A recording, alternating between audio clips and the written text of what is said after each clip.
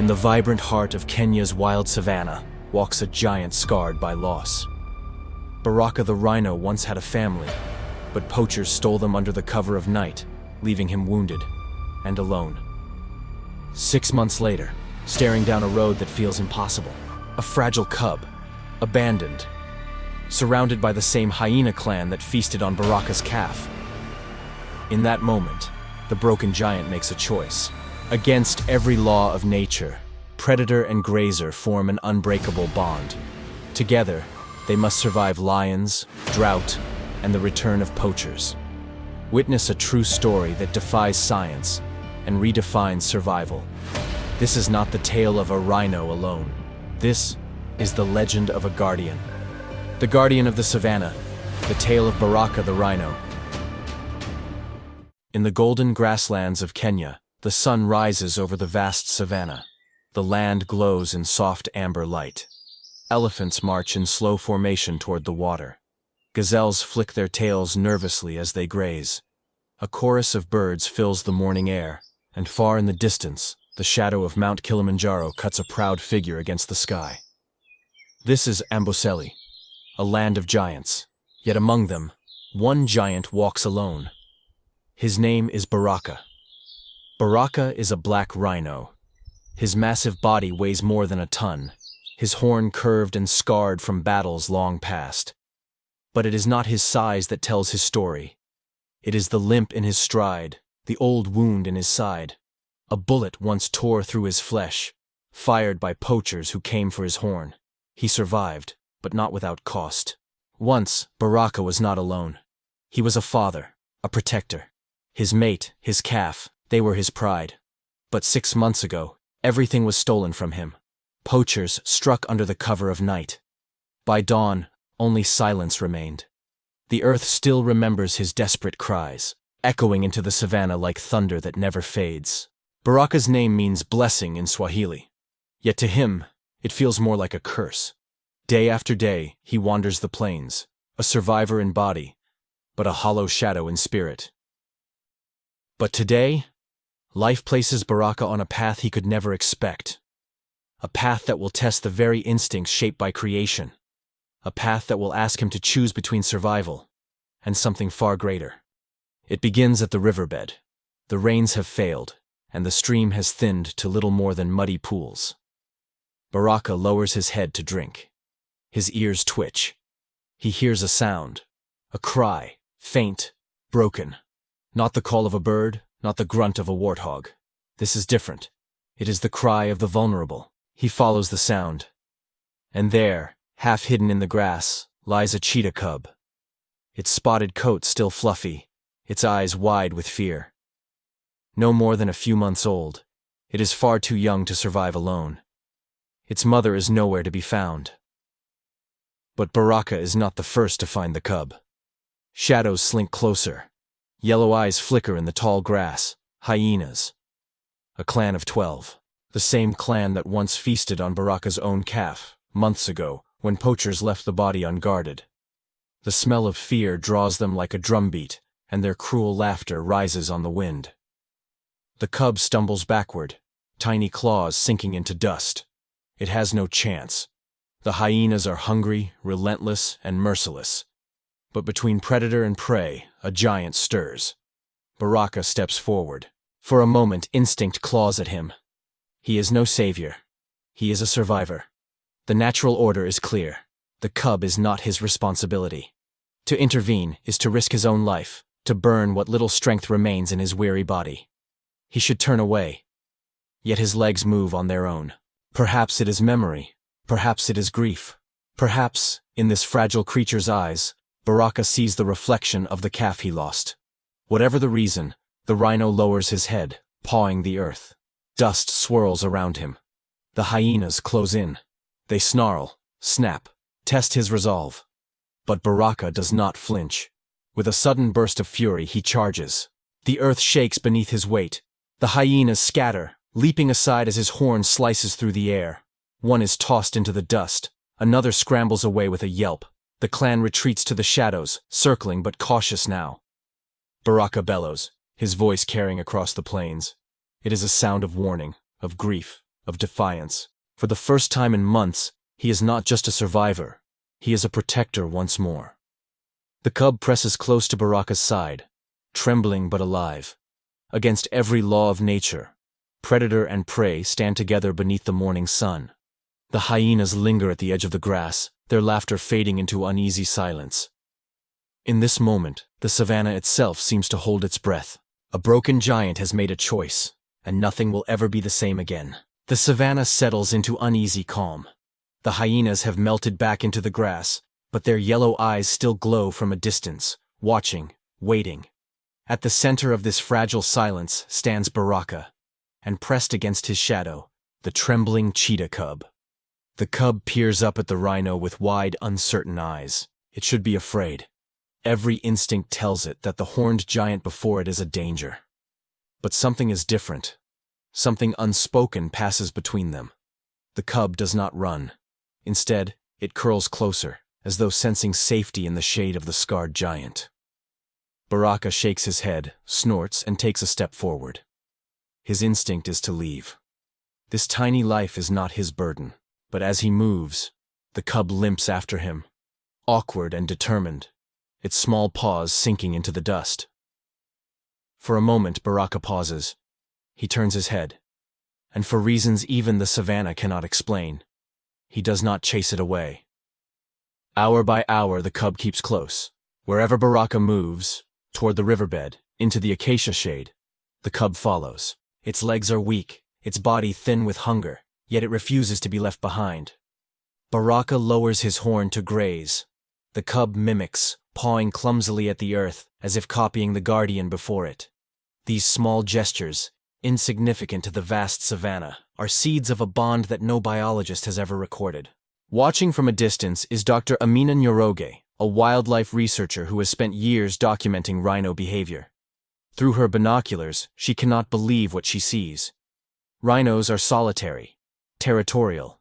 Their instinct is to push away anything that invades their space. Yet here stands Baraka, tolerating, protecting even, an animal of another species. A predator, no less. She scribbles furiously into her notebook. Her camera clicks again and again, capturing history in motion. She whispers to her assistant, her voice trembling, This changes everything we know." As the sun rises higher, Baraka continues his slow march across the grasslands. The cub stumbles behind, sometimes falling, sometimes whining. Each time, Baraka halts, as though waiting. The giant and the fragile, two lives stitched together by loss, move as one. When vultures circle above, Baraka bellows, his voice sending them into the sky. When jackals creep near, he lowers his horn, warning them off. Slowly, the cub learns where safety lies, always within reach of the rhino's shadow. At midday, Baraka finds a shallow patch of water, muddy, but enough to cool his weary skin. He lowers himself into the pool, grunting with relief. The cub edges closer, dipping its tiny paws into the water. For the first time since its mother vanished, it drinks in peace. Baraka closes his eyes. The cub presses against his flank. A strange quiet fills the air. Not the silence of grief, but the silence of comfort. It is a moment the savanna itself seems to honor, as if recognizing the birth of something rare. Trust across the lines of nature. From her vantage point, Dr. Amina shakes her head in wonder. She recalls years of textbooks, lectures, and research papers. They all spoke of rhinos as warriors of solitude, creatures driven by instinct, not emotion. Yet before her eyes, Baraka is rewriting the laws of the wild. What drives him? She whispers into her recorder. Is it memory of his lost calf? Is it empathy? Guilt? Or is this something deeper, a reminder that compassion itself is part of survival? The day stretches on.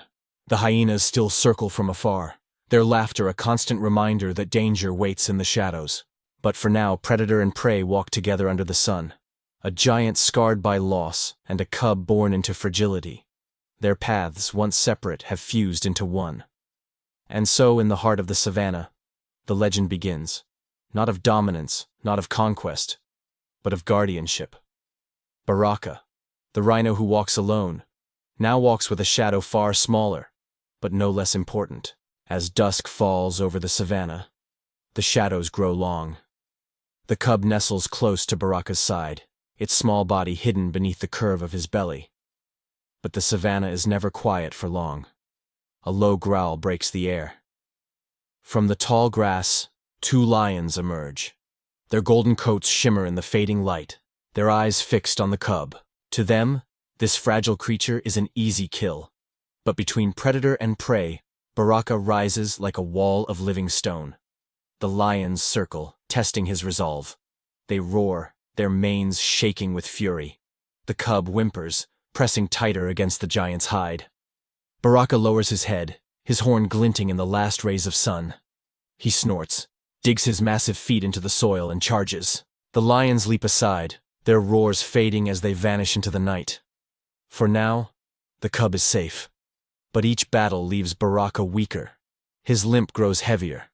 His wounds, though scarred, ache with every step. Days turn to weeks. The dry season tightens its grip. The rivers shrink to cracked mud.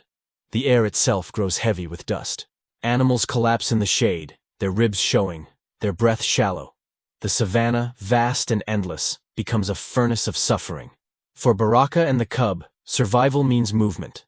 Mile after mile they march across barren plains in search of water. The cub's paws blister on the hot earth. Its cries are thin, its belly empty. Yet whenever it stumbles, Baraka pauses, as though refusing to let it fall behind. At last, a distant scent calls them onward, the faint, life-saving promise of a spring. But danger lurks near every drop of water, and Baraka knows it. The Hyena clan has not forgotten. Night after night, their laughter echoes through the plains. They stalk the pair from a distance, patient as shadows, waiting for weakness. The cub is their prize. Baraka is their obstacle. Under the pale moonlight, their eyes shine like burning coals. They creep closer, testing the darkness. Each time, Baraka rises, his massive frame outlined against the horizon. His horn lowers, his bellow shatters the night, and the hyenas melt back into the grass. But their hunger grows, and with it, their persistence. Yet even greater than drought or predator, there is another danger, one that walks on two legs: poachers. Their rifles crack across the savanna, echoing like thunder. Their snares and traps litter the grasslands, invisible until it is too late. Dr. Amina's team grows anxious. They monitor Baraka's movements through the lens of their scopes, whispering urgent warnings into radios. They know the rhino's past. His scar is the mark of survival from hunters who came for his horn. If they find him again, there may be no second chance. Amina speaks softly into her recorder. If Baraka falls, it will not just be the end of one rhino. It will be the end of a story that could change the way we see all wildlife. We cannot let him vanish. Each step is harder now. His body is weary, his spirit heavy. Instinct tells him to cast off the burden of the cub, to retreat into solitude and conserve what little strength remains. But every time he looks down at the fragile creature walking at his side, something inside shifts. The ghost of his lost calf walks with him. In protecting the cub, Baraka is not only defying nature, he is defying grief itself. As the savanna burns beneath the sun, the bond between rhino and cub grows unbreakable. They face lions, hyenas, and the relentless drought. Yet each morning, they rise. Together, a titan scarred by loss, and a cub too young to understand the miracle unfolding before its eyes. But the savanna is not done testing them. Ahead lies a danger greater than any predator, a threat that could end their journey in an instant. For as they approach the last spring of water, they are walking straight into the jaws of a trap. The sun sinks low, painting the savanna in blood-red hues. Dust hangs in the air, thick and heavy, as if the land itself is holding its breath. Baraka and the cub move slowly, each step toward the last spring of water echoing with both promise and peril. Yet they are not alone. From the grass, laughter rises. That cruel, mocking chorus that haunts Baraka's memories. The Hyena clan has returned. All 12, their yellow eyes blazing with hunger. Tonight, there will be no retreat. The cub freezes, its tiny body trembling. But Baraka lowers his horn, pawing at the earth.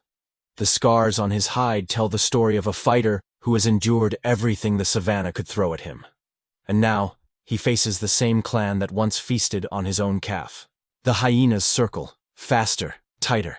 Dust swirls around them like a storm. Then, with a shriek, they rush in.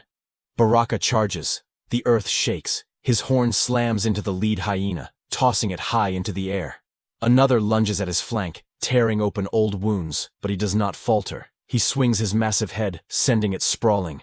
The cub darts behind him, safe in the shadow of the giant. But the hyenas are relentless. Two break past Baraka, their fangs snapping inches from the cub. For the first time, the rhino is torn. Protect himself, or protect the fragile life that clings to him.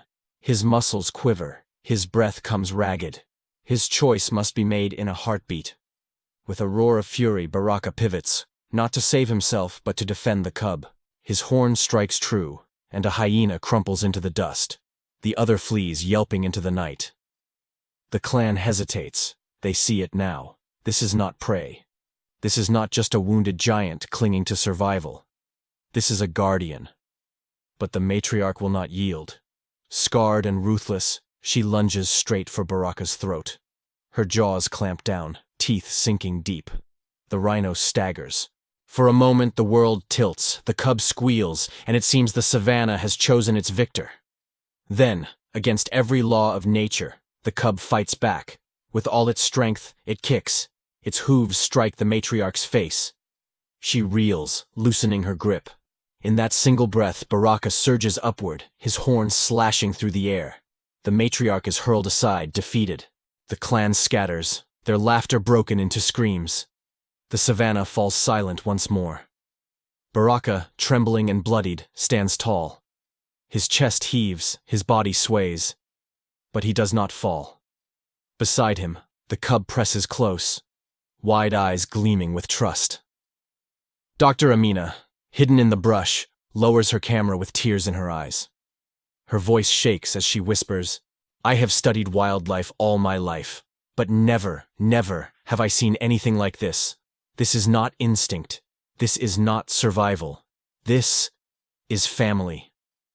And so, beneath the starlit sky of Ambosili, predator and prey defied their roles. A rhino scarred by grief, and a cheetah cub born into fragility, stood together against the darkness. For in that moment the laws of nature bent. Not for power, not for survival, but for love. The Savanna has narrowed to silence. Every creature that still breathes moves toward the last spring of water, a shrinking pool in the shadow of thorn trees. Baraka and the cub arrive at dawn, their bodies weary, their steps slow. Relief is within reach, but danger waits in silence. Half buried in the dust, metal glints. A snare, the pool is laced with them. Dozens of traps set by poachers. A cruel trick, to turn water into death. The cub, eager with thirst, rushes forward. Its tiny paw catches the wire. The cheetah cub shrieks as the trap clamps tight. It thrashes wildly, but the wire only digs deeper. Baraka spins, his eyes wide with panic. In that instant, instinct tells him to run. The scent of men lingers here, but the cub's cries slice through him like the wound that never healed. He lowers his head. Dust erupts as he charges at the trap. His horn hooks the chain, straining, tearing, pulling. Metal screeches. The cub's cries fill the air, and then, snap, the wire breaks free. The cub stumbles into his shadow, bleeding but alive. But their freedom has cost them. The noise has drawn attention. From the tree line, figures emerge. Men with rifles. Their eyes fix on Baraka's horn. The prize worth more than gold. They raise their weapons. Baraka knows this threat. He carries its scar. And now it has returned, not just for him, but for the fragile life he protects. The cub cowers behind him. Baraka paws the earth, his horn lowered, his body trembling not with fear, but with rage. The poachers take aim. The Savanna holds its breath. With a roar that shakes the earth, Baraka charges. Dust explodes beneath his feet. Bullets crack through the air. One grazes his flank, another strikes the ground beside him. Still, he runs. His horn is lowered like a spear of living stone. The men scatter, shouting, stumbling backward. One rifle falls into the dust. Another man dives for cover. In the chaos, Baraka slams his horn into a tree, splintering wood, sending shards flying. His bellow echoes across the plains. The cub bolts into the undergrowth. Baraka stands alone against the hunters, a titan scarred but unbroken. And then, a new sound. The roar of an engine. Dr. Amina's jeep bursts onto the scene, skidding to a halt between Baraka and the poachers. Rangers leap out, rifles raised. Not for the Rhino, but for the men. "Drop your weapons!" they shout. The poachers freeze. One by one they surrender, their ambitions crumbling into dust. Baraka huffs, his chest heaving, his blood dripping into the soil. For a moment it seems he might charge again. But then, his eyes find the cub. Safe. Watching. Waiting. The Rangers move quickly, disarming traps, securing the prisoners. Amina lifts her camera, but her hands shake. She whispers into her recorder. This is history. A rhino, a cheetah cub, and a bond born of loss, defying every law of nature, every expectation of science. Baraka lowers his head, pressing his horn gently to the earth near the cub. A gesture not of battle, but of peace. The cub presses against him, its spotted coat trembling in the light. The Savanna exhales. For now, the danger has passed. But the battle has taken its toll. Baraka's wounds bleed anew, his body weakened. Still, in his eyes burns a fire not seen since the day his family was lost. He has chosen not just to survive, but to protect. As the sun sets over Amboseli, its light painting the sky in crimson and gold, one truth becomes clear. Legends are not written in solitude. They are written in the bonds we choose, even when the world tells us they are impossible. The night after the battle is heavy with silence. The stars burn bright over Amboseli, cold and distant, while the earth still carries the scars of struggle, broken snares, splintered wood, and blood pressed into the dust. Baraka rests beneath an acacia tree. His massive body rises and falls with each strained breath. His old wound throbs. The fresh bullet graze burns. Yet beside him, curled against the warmth of his side, lies the cheetah cub. It stirs, whimpers, then settles again. For the first time since its mother was lost, it sleeps without fear. At sunrise, Amboseli awakens in song. Hornbills call. Elephants march toward the water. Life returns, as it always does. But for Baraka, something has changed. The cub is no longer just a shadow following his steps. It is a companion. A fragile reminder that even in grief, life finds a way forward. Baraka lowers his horn and nudges the cub gently, urging it to stand. The cub wobbles, stretches, and bounds clumsily into the grass. It looks back, eyes bright with trust. And in that look, Baraka finds something he thought was gone forever. Purpose. From a distance, Dr. Amina records every moment. Her notes are no longer just about behavior. They are about meaning. She speaks into her recorder. We've seen the impossible. A predator and a grazer, bound not by instinct but by empathy. This is not just survival. This is healing. This is hope. She imagines what these images will mean beyond the savannah.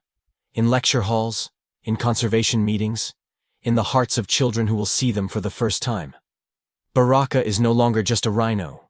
He is a symbol of what the wild still has to teach us. But the savannah is never free of danger. At dusk, the hyenas return once more, their eyes glowing in the tall grass. Their laughter creeps across the plain. Yet this time, something has shifted. The cub does not cower. It stays close, but its eyes do not hold only fear. They hold faith. Baraka rises, pawing the earth, horn lowered. His roar echoes across the plains. The hyenas hesitate. They remember the fury of his charge, the weight of his defiance. One by one, they retreat into the shadows, their hunger unanswered. For now, the cub is safe. Seasons pass, the rains return. Grass once dry and brittle sways green beneath the wind.